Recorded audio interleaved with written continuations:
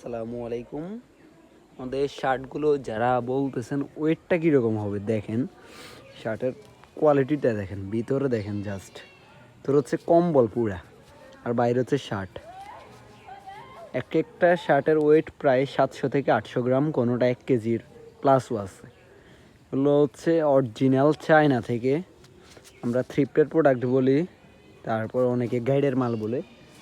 এগুলো থেকে বাছাই করে আপনাদের জন্য ভালো কোয়ালিটিরগুলো আমরা প্রোভাইড করে থাকি।